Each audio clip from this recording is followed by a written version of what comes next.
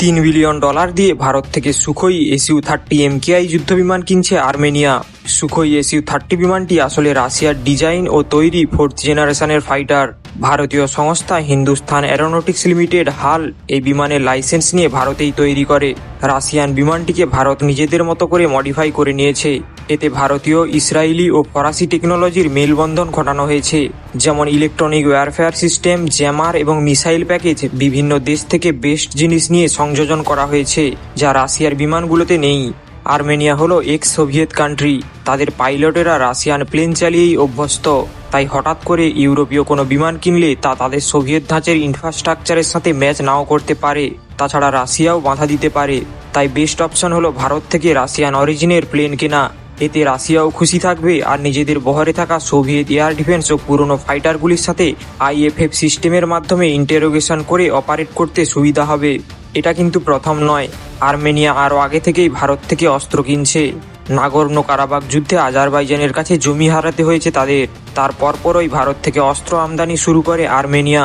ইতিমধ্যে Akash air defence, Swathi radar system এবং Pinaka rocket delivery পেয়েছে। তবে শত্রু আজারবাইজানও বসেছিল না এতদিন। পাকিস্তান থেকে চাইনিজ JF-17 যুদ্ধবিমান কিনেছে তারা। আর্মেনিয়া নিজেদের বিমান বাহিনীকে শক্ত অবস্থানে রাখতে ভারতের দিকে তাকিয়ে রয়েছে। রাশিয়া এখন যুদ্ধে ব্যস্ত এবং আমেরিকার নিষেধাজ্ঞার কারণে খুব চাপে, চাইলেও অস্ত্র রপ্তানি করতে পারে না।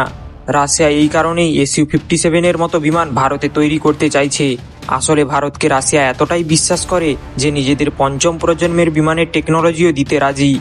আর্মেনিয়া যদি ভারত থেকে বিমান নেয় তাহলে নিষেধাজ্ঞা আসবে না, আর ভারতীয় উন্নত টেকনোলজিও পাবে। পরবর্তীতে ফ্রান্সের যে কোনো মিসাইল অথবা বোমা লাগাতে পারবে। এছাড়া মনে রাখতে হবে, সুখোই কিন্তু ব্রাহ্মোস বহন করতে পারে।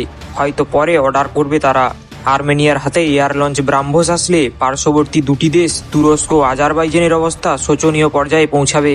আর আজারবাইজানের বিমান বাহিনীর JF-17গুলি আর্মেনিয়ার SU-30 MKI এর কাছে পাত্তাও পাবে না। এতে ভারতেরও লাভ আছে। কাশ্মীর ইস্যুতে বরাবরই পাকিস্তানকে সাপোর্ট করে আসছে তুর্কি ও আজারবাইজান। এই কারণেই সাইপ্রাসে গিয়ে ঘাঁটি বসাচ্ছে ভারত। গ্রিসকেও অ্যান্টিশিপ মিসাইল দেওয়ার কথা চলছে। এদিকে আর্মেনিয়া তো অলরেডি অস্ত্র পাচ্ছে, মানে তুর্কিকে ঘিরে ফেলছে চারিদিক থেকে। ভারত বেশ কিছু বছর ধরে অস্ত্র রপ্তানিতে নিজেদের অবস্থান শক্ত করছে। ইউরোপীয় ইউনিয়নের বেশ কয়েকটি উন্নত দেশকে গোলাবারুদ ও অ্যামুনেশন সাপ্লাই করে ভারত। 2024-25 অর্থ বছরে ভারত অস্ত্র রপ্তানি করেছে $2.8 বিলিয়ন। ভারত সরকারের লক্ষ্য 2030 সালের মধ্যে এটাকে 6 বিলিয়ন পর্যন্ত বাড়ানো। এর ফলে ভারতে মেক ইন ইন্ডিয়া প্রকল্পটির বাস্তবায়ন হবে। আপনি বলুন, আপনার কি মনে হচ্ছে ভারতের অস্ত্র রপ্তানি কতটা বাড়ানো দরকার?